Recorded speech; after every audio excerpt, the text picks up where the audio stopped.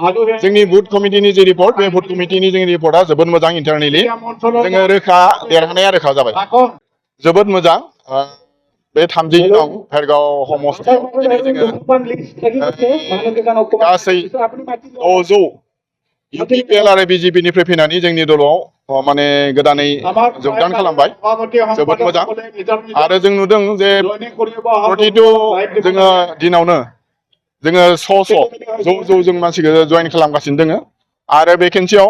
बे 32 नं भेरगाव समस्थियाव जोंनि दोलोआ देरहानाया रोखा जाबाय आरो जोङो जोंनि बे 32 नं भेरगाव समस्थिया बिभिन्न जाति गोष्ठीजों बुंफबनाय बेयाव दोङो बर' आदिबासि राभा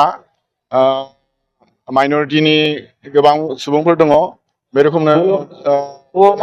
बेंगलि फाखि दङ आरो बे रोखोमनो हिन्दी फाखिबो दङ लोगोसे बेंगलि कमिउनिटिनि गोबां बेवहाय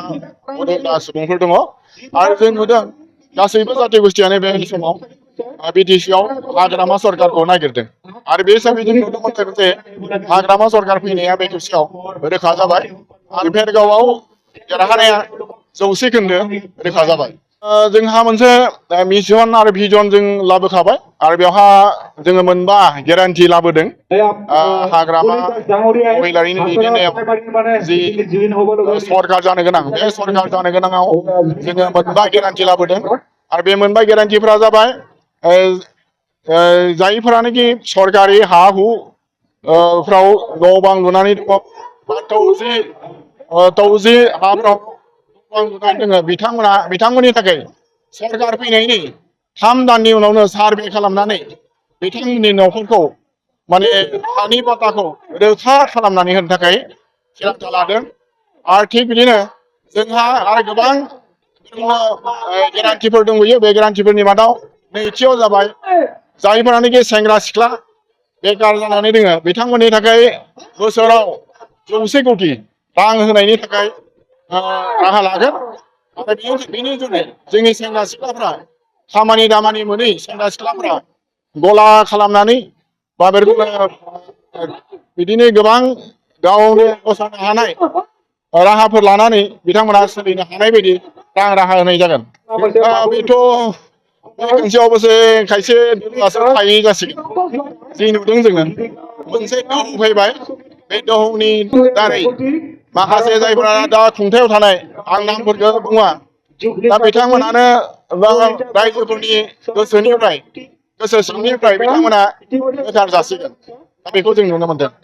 दा बेयावथ' जोंथ' सिगाङाव नुबोदों दा जोंहा मोनसे फरायसा आफाद जोंनिनो मोनसे फरायसा आफादा जोंहा मोनसे राजखान्थि हान्जाजों लोब्बा थानानै बिथांमोना राजखान्थिजों लोब्बा थाफायो अबसे बे खेबसेयाव बिथांमोना मोनसे सिन्था खालामगोन बेखौ हास्थायगोन जे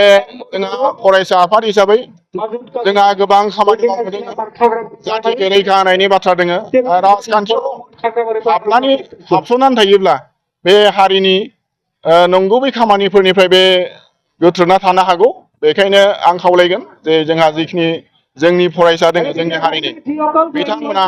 थोंजोङै राजखान्थियाव लोब्बा थायालाखैनो बयखौबो मददथि खालामनायनि जोंनि रायजो राजाफोरखौ बर' रायजो राजाफोरखौ मददथि खालामो आं बेखौ खावलायगोन आरो बे खेबसेयावथ' जोंहा UPPला जेबो भट मोननाय नङा आरो बर' रायजोआ थांनायफोराव जोंहा BTR सुक्ति जादोंमोन बे BTR सुक्तिनि दोहौनि थाखाय बर' रायजोआ बिथांमोनखौ मोनसे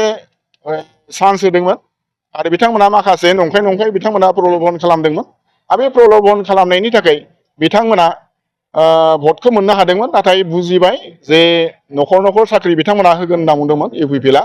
न'खरथ' साख्रि होनो हायाखिसै 5 बोसोराव बिथांमोना खैजोनखौ एपइन्टमेन्ट खालामखो 3rd ग्रेड 4th ग्रेड बिनि बिथांमोना हिसाब होनो हाया